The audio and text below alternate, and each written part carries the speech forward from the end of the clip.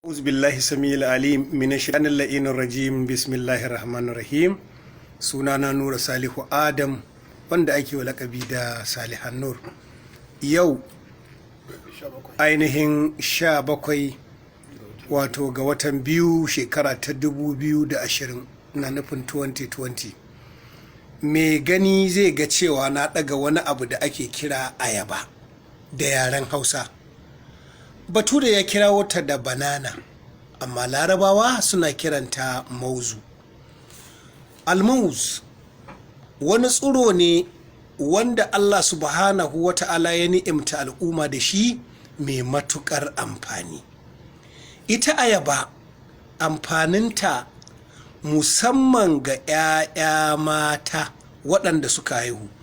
Duk lokacin da mace ta haihu aka rasa ruwan nono, ɗauki ayaba ka bata, ko kafin ta haihu ita ayaban a sassara ta, a shanya ta ta bushe, a yi fodarta, insha Allahu idan za ta dinga sha a nono, take-take ruwan nonon ta yake fitowa ya tantsan yadda yaro zai sha ruwan nonon mai. Haka kuma da yawa za ka ga rashin sani ya sa idan an sha ayaba sai a zubar da ɓawonta. Wannan ɓawon da kake gani, to wannan ɓawon ai zubar da shi babban asara ne. Iya ɓawon kaɗai waɗanda suke da ma'ida ko kuma suke da ƙurhatul baɗani, ina nufin alsa, wannan ulcer da zarar an samu ɓawon aka yanyanka shi aka shanya shi ya bushe, to insha Allahu in dai za a dinga sha a nono, ƙaramin wato mil'aga sagir da safe, mil'aga tagir da yamma, ƙaramin cokali, ina rum teaspoon da safe, teaspoon da yamma a madara ko nono, to insha Allahu ana iya samun kiyo na wannan wato yayewar matsala. Abin tausayi mata su kuma waɗanda suke zaune a gida, wato wanda za su je wa mazajensu sai su samu ciwo, raɗaɗi, zugi a yayin mu'amala. To sun samu wani ɗabi'a da ake kiransa busantaka, sun samu dryness kenan.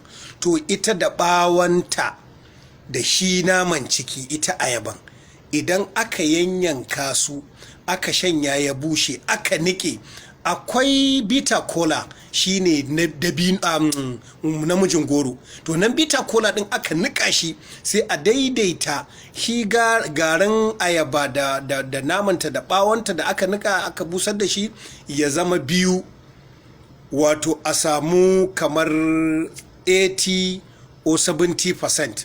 to shi kuma garin wato bita cola sai a samu 20 to 30%, wato 3/10.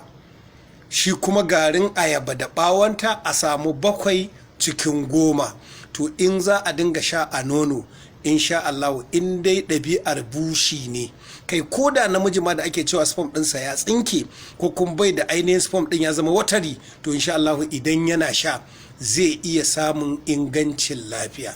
Akwai abubuwa da Allah subhanahu wataala ya sanya mana a jikin ayaba, abin yana da yawa, amma yanzu za mu ɗan takaita a takaice. Ƙarin bayani akan ayaba, taɓa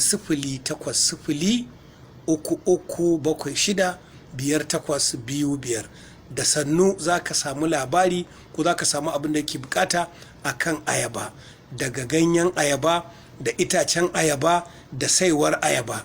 Ko da jini ne ike kwarara ya ki tsayawa, ɗauko saiwar ayaba ka niƙa mata ka bawo mace ta sha, jini zai tsaya. Shi kuma ganyen idan ka ɗebe shi, mai asma wanda ake samun bronchitis, pneumonitis, pneumonia ko asma ko ciwon kirji, in dai za a dinga tafasa ganyen ana bawa